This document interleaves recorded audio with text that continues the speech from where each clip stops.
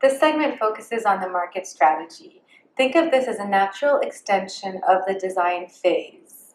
So as you're thinking about what your solution might look like, it's important to realize that your solution is not going to exist in a vacuum. You need to think about how it fits into the market. And so sticking with that vision that you were thinking about when you created your theory of change, of what it is that you want to look differently, you can start thinking about how you're going to position your venture and what you're going to offer to people.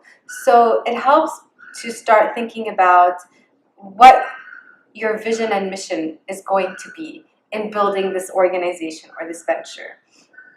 And vision and mission is something that sometimes confuses people because they think, what's the difference? The difference is that vision is just the world that you see, like the alternate universe that you think could exist. Like, our vision is a world where every child can fulfill their love of learning, for example.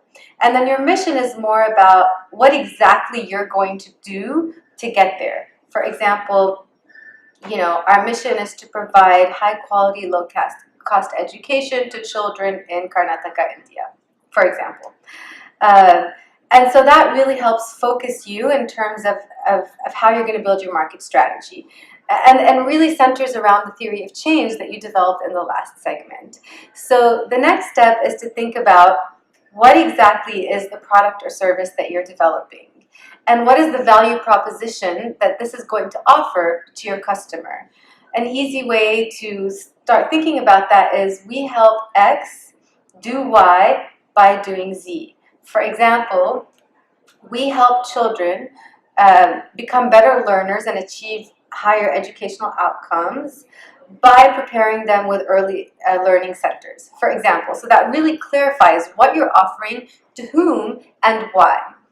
So this is where you start getting really tangible and concrete about those ideas that you were just throwing out there and testing and iterating in the previous phase. And so your social market strategy will basically have several components, a few of which I just already mentioned, and I tried to organize them as the 5 Ps and the 5 Cs, which might surprise some of you because in traditional marketing they talk about 4 Ps and 4 Cs, but I guess I just wanted to get extra nerdy about it. And so we're going the extra mile here. The first C is co-creation, which you already started with from the very beginning. And then there's product, which speaks to the actual solution that you're providing. What is it? Is it a website? Is it a school? Is it some kind of phone service, etc.? And then there's customer. So who is your customer? Who are you providing this for? And who's paying for it? So if you're providing something for a child, but their parents are paying for it, then you're designing it around the child's needs, but you're marketing it to the parents, for example. So that all factors into your market strategy. But you really want to get down to a specific customer segment, or you can think about different segments, but since you're designing for and with your customers, you want to get really specific about who this is for and what characteristics it has to have. Then you want to think about place. Where are you offering it? Are people coming to you? Are you going to them? Is this a virtual thing? So really start specifying all these details, because the devil is always in the details. Now you have to figure out how much it's going to cost you to produce this. And this is really one of the first steps in producing your business plan. So cost is not just the cost of an item, like a pen, for example. You're going to, in future stages, be thinking about all the different costs that go with it. And we'll provide some tools and resources to do that. But how much is this going to cost, and then how are you going to price it? So that's different. The price means the cost to the customer as opposed to the cost to you to produce it. And with pricing, there's different ways that you can approach it. So you can either do a market-based price, like how much are people willing to pay, or you might do it based on cost, like, I'm just going to add a small percentage to my cost to cover, my overhead, etc., and future growth, and then I'm going to just sell it almost at cost because my goal is to increase access. It really depends on what's going to fulfill your mission. What's going to allow you to reach the largest number of people. And a lot of people do differential costing and pricing, which we'll talk about later, where you might price it higher for one group to cross-subsidize another. So these are like the first half of the market strategy, and then we start thinking about competitors. So what alternatives are people going to now, and who's providing them? And you really have to think outside the box in terms of competitors. It could be people providing the similar products and services, or it could be people providing alternatives, or it could even be inertia. Sometimes inertia is your biggest competitor. People are used to things a certain way and they're not going to adopt your product. So one helpful thing to do is to do a competition analysis in terms of thinking about what alternatives people go to today, what this is costing them, how they interact with these, and what makes your product different. Which brings us to positioning. How are you going to position yourself? Like, are you the best, the most expensive, the least expensive, the fastest, the most durable? What's really your unique selling point, and how are you going to get people to choose you among other solutions? Don't ever think that just because you're working with a marginalized or underserved population, that means that they don't have choice.